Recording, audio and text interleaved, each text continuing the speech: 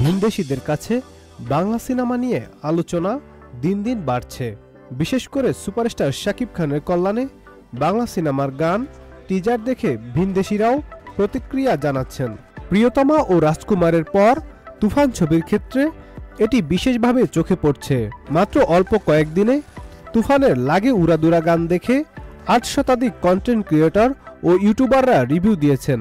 বাংলাদেশের পাশাপাশি ভারত, পাকিস্তান, যুক্তরাষ্ট্র, তুরস্ক, মধ্যপ্রাচ্য, আয়ারল্যান্ড, ইংল্যান্ড, শ্রীলঙ্কা, নেপাল থেকেও একাধিক ইউটিউবার শাকিব খানকে নিয়ে তাদের কন্টেন্ট নির্মাণ করছেন।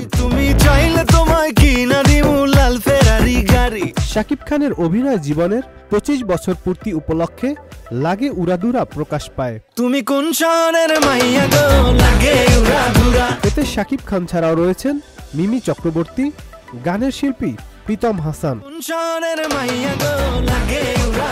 ৪ দিনের মাথায় চরকির ইউটিউব চ্যানেলে প্রায় ৫০ লাখ ভিউজ হয়েছে।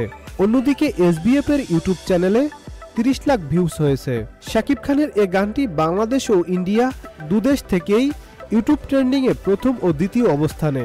গানে প্রীতমের সঙ্গে কণ্ঠ দেন দেবশ্রী অন্তরা। গানটির কথা লিখেছেন রাসেল মাহমুদ ও শরীফ উদ্দিন এবং সুর ও সঙ্গীত করেছেন যৌথভাবে প্রীতম ও রাজ্জাক দেওয়ান।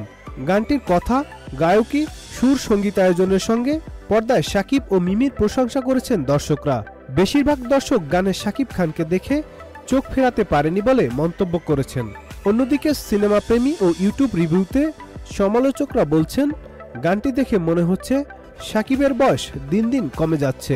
এক কথায় মুগ্ধতার কথা বলছেন তারা। তো এই গানের লিরিক্স শুনে সেটা জাস্ট তাদের মুখে মুখে থাকবে, তারা সেই গানটা খুব সহজেই গাইতে পারবে। রায়হান রাফি পরিচালিত শাকিব খান অভিনীত তুফান অ্যাকশন ধাঁচের ছবি। ছবিতে ৯০ দশকের একজন গ্যাংস্টারের ভূমিকায় অভিনয় করছেন শাকিব। Nadim Hasan, channel I.